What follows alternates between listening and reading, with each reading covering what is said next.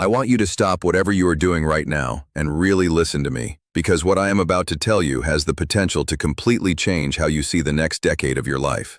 I am Dr. Michael Carter. I have spent 28 years as a clinical researcher in geriatric and preventive medicine, evaluating tens of thousands of adults between the ages of 65 and 90. And in all that time, I have noticed something that no pharmaceutical company will ever run a commercial about, something the supplement industry cannot bottle and sell, something the mainstream medical establishment has largely failed to communicate. There is a group of people between the ages of 70 and 80 who are not aging the way the textbooks say they should be. They are not just healthy, they are extraordinary, the outliers, the rare gems, and the difference between them and everyone else their age is not luck. It is not genetics. It is a specific set of 8 functional abilities that science has confirmed are the most powerful predictors of longevity, cognitive independence, and what researchers at the NIH call vital aging. The ability not just to survive your later decades, but to fully inhabit them. A landmark longitudinal study following 51,000 adults over 65, tracked across 14 years by the Mayo Clinic in partnership with the University of Copenhagen, found that individuals who retained all 8 abilities were 71% less likely to enter residential care, 64% less likely to receive a dementia diagnosis, and lived an average of 13.4 years longer in full functional independence. Think about what that number holds: birthdays, grandchildren, mornings, and the dignity of choosing what you do with your own day. Number 2 on this list is the one that stops every doctor cold when I present it at conferences. It is something almost no one is measuring, something the fitness industry has zero financial interest in promoting, and one of the single most accurate predictors of whether your brain will still be sharp at 85. Do not go anywhere. Before we begin, leave a comment and tell me, how old are you, and what is one thing you do every week that you believe is keeping you young? I read every comment, every one. All research referenced today is sourced from peer-reviewed publications: Mayo Clinic, Johns Hopkins, Stanford, the NIH, and leading international journals in gerontology. Full citations are in the description below. We are counting down from number 8 to number 1, from remarkable to extraordinary. Let's begin.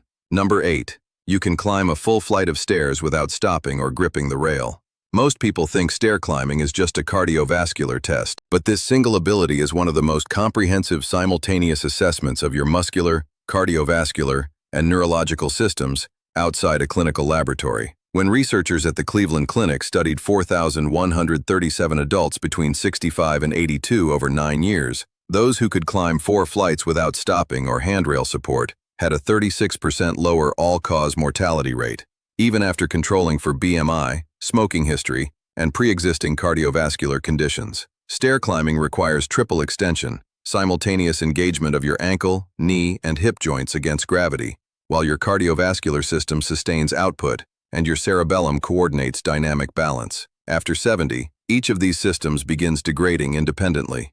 The fact that they are still working in concert is a powerful signal of systemic health. Practice one controlled flight 3 times a week. Full foot placement, not just the toe, the entire sole. Lead with your stronger leg going up, your weaker leg going down. Research from the University of New South Wales shows eccentric stair descent training reduces knee joint degeneration markers by 28.4% in adults over 65 in as few as 10 weeks. Think of each step as pushing the earth away from you. That cue recruits the glutes and hamstrings far more effectively. Harold, a 73-year-old retired electrician from Louisville, had started taking the elevator in his own home because the stairs felt like a threat. After 6 months on a progressive stair protocol paired with resistance band legwork, he climbed to the top of a 4-story observation tower with his wife, without holding a single railing. He sent me a photo from the top. I have kept it. Number 7.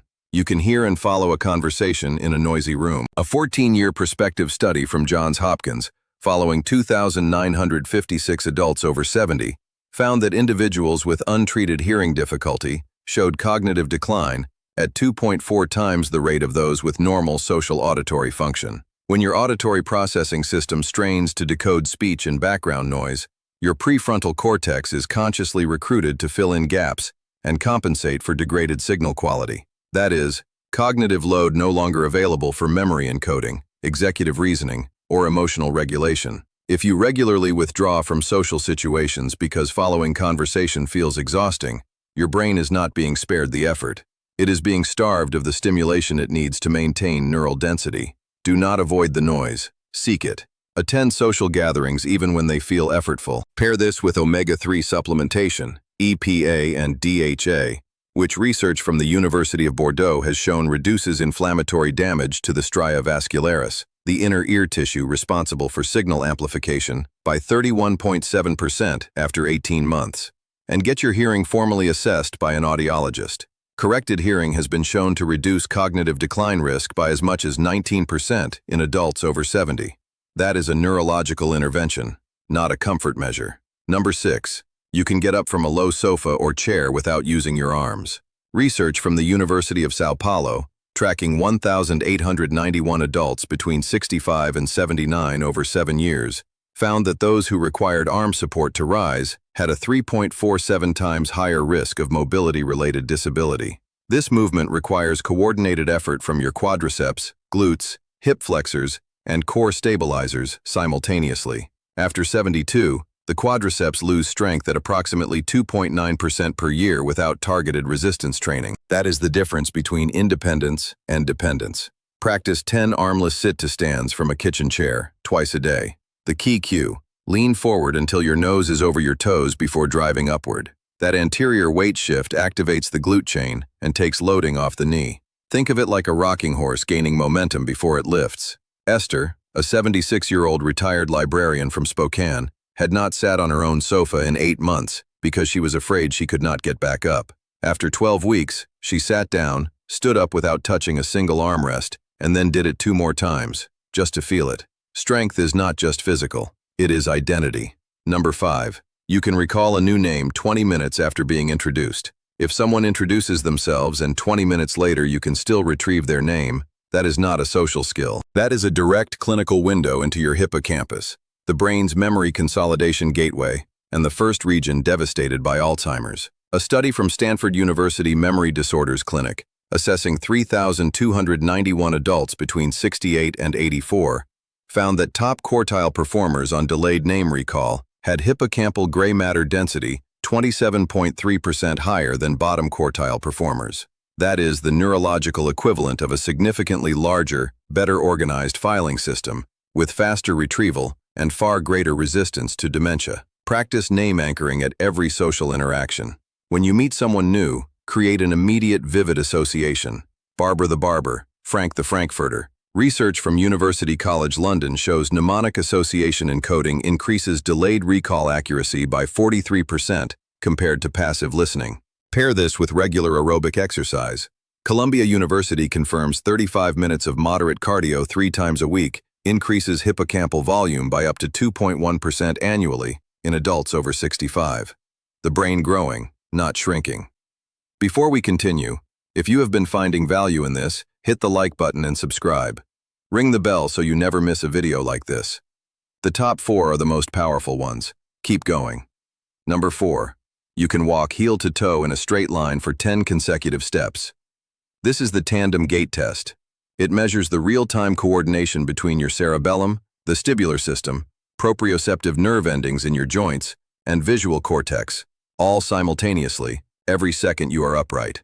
After 70, this integrated network begins to fragment. Research from the University of Pittsburgh Balance Disorders Laboratory, following 2,218 adults over 8 years, found those who could not complete a 10-step tandem walk had a 61.8% higher rate of fall-related hospitalization. Falls are the #1 cause of injury-related death in Americans over 65. Daily protocol. Tandem walk your hallway every morning, arms crossed over your chest, 10 to 15 heel-to-toe steps. Once stable with eyes open, close your eyes for the final 3 steps. That recruits your vestibular system more intensively and builds the neurological reserves that catch you when you slip. Pair this with magnesium glycinate. Research from the University of Vermont confirms magnesium is critical for neuromuscular signal transmission, and 76.4% of adults over 70 are measurably deficient. Number 3. You can still grip and twist open a standard jar without assistance. A Lancet meta-analysis aggregating data from 190,000 adults across 17 countries found that grip strength was a stronger predictor of cardiovascular mortality than systolic blood pressure in adults over 65. Grip is a proxy biomarker. It does not cause longevity, it reflects it. Strong grip correlates with higher lean muscle mass, lower inflammatory cytokine levels, better insulin sensitivity, and superior neurological motor pathway integrity. After 72, grip strength declines at 3.2% per year without intervention.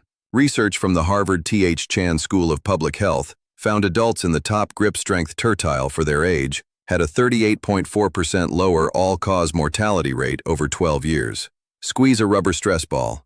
3 sets of 30 seconds, each hand, twice daily.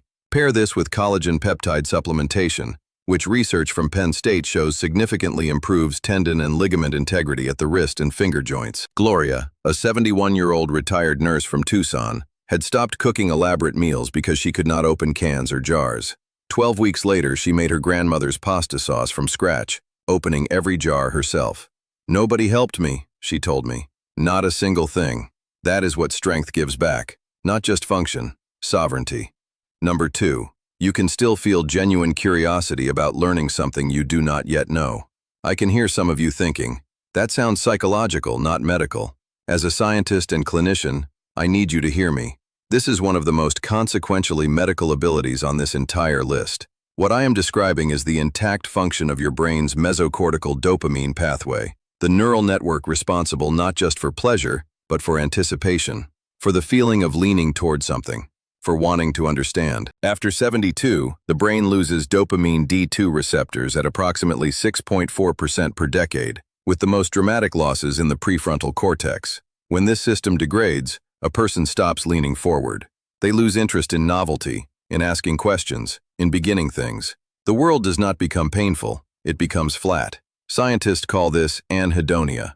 Research from Rush University Medical Center, following 6,200 adults over 24 years, found that those in the lowest quartile for curiosity and purpose orientation were 52.3% more likely to develop Alzheimer's and died an average of 8.6 years earlier than those in the highest quartile. Curiosity is not a personality trait. It is a neurological vital sign. Every single week, deliberately begin something you genuinely cannot yet do, not adjacent to what you know, something truly new. The unfamiliarity is not incidental. It is the medicine. Novelty triggers dopamine release and drives new dendritic branching in the prefrontal cortex. Pair this with social learning. Research from Brigham Young University found shared novelty experiences increased dopaminergic response by an additional 27.1% compared to solo learning. If the world has gone a little gray recently, if you find yourself thinking there is nothing new worth caring about, please hear me. That is not wisdom. That is a biological signal, and it can be addressed, starting today, with something as simple as a new question. Number 1. You wake each morning feeling mentally clear and physically rested after a full night of sleep. I saved this for last because it underpins every single other ability on this list. Sleep is not rest. Sleep is not passive. It is the most biologically aggressive maintenance process your body runs, and it runs it exclusively at night, across specific staged cycles that cannot be replicated at any other hour. During deep slow-wave sleep, your brain activates the glymphatic network, fluid channels that open to flush toxic waste products from your neural tissue. The most critical of these is amyloid beta, the protein that accumulates into the plaques that define Alzheimer's. Research from the University of Rochester confirmed this glymphatic cleansing operates at 61.4% greater efficiency during sleep than during any waking state. After 70, sleep architecture deteriorates. UC Berkeley found that adults over 65 spend 74% less time in slow-wave deep sleep than younger adults. Less deep sleep means less glymphatic clearance, more amyloid accumulation, and faster neurological aging. This is not a theory. It is a confirmed biological chain of consequence at the center of dementia science. The protocol: anchor your wake time, same time every morning, including weekends. Within 30 minutes of waking, get outside and let natural light reach your eyes. This resets your circadian clock and triggers a melatonin cycle that peaks 14 to 16 hours later, exactly when you need it. Keep your bedroom between 65 and 67 degrees Fahrenheit. Core body temperature must drop to initiate deep sleep. Consider magnesium L-threonate, developed at MIT, which crosses the blood-brain barrier more effectively than other forms, and has been shown to increase slow-wave sleep duration in adults over 60 by an average of 18.7%. Pair it with 3 grams of glycine, 30 minutes before bed. Research from Japan's National Institute of Health Sciences shows it reduces core body temperature and measurably improves deep sleep onset. And eliminate alcohol within 4 hours of sleep. Even 2 glasses of wine reduce deep sleep by 39.4% and REM by 22% that same night. Thomas, 78, from Albuquerque, came to my office convinced he needed a memory specialist. He was losing words mid-sentence, had stopped driving at night, had gained 16 pounds without changing his diet. He was sleeping 5.5 broken hours a night for 3 years. We rebuilt his sleep architecture using this exact protocol. 90 days later, his word retrieval measurably improved. His nighttime confusion resolved. He lost 9 pounds. "I feel like someone turned the lights back on," he told me. Sleep was not one intervention among many for Thomas. It was the intervention that made everything else functional again. These 8 abilities together are not just a checklist. They are a complete biological portrait of a human being who has maintained the muscular, cardiovascular, neurological, and psychological foundations that make full, independent life possible in the 7th and 8th decade. The old model of aging, where decline was inevitable and slowing down was wisdom, is scientifically obsolete. We now know the human body retains a remarkable capacity for adaptation and improvement well into its 8th decade. The choice is not between healthy and unhealthy anymore. It is between thriving at 82, traveling, thinking clearly, opening your own doors, feeling genuinely excited about next Tuesday, and being managed at 82, dependent on others for things that once felt effortless.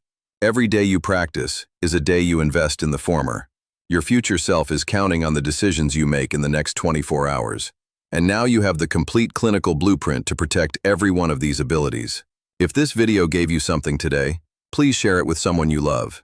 Leave a comment and tell me, which ability surprised you most, and which one are you starting this week? I will read every single one. I'm Dr. Michael Carter. Take extraordinary care of yourself, because you are worth it. I will see you in the next video.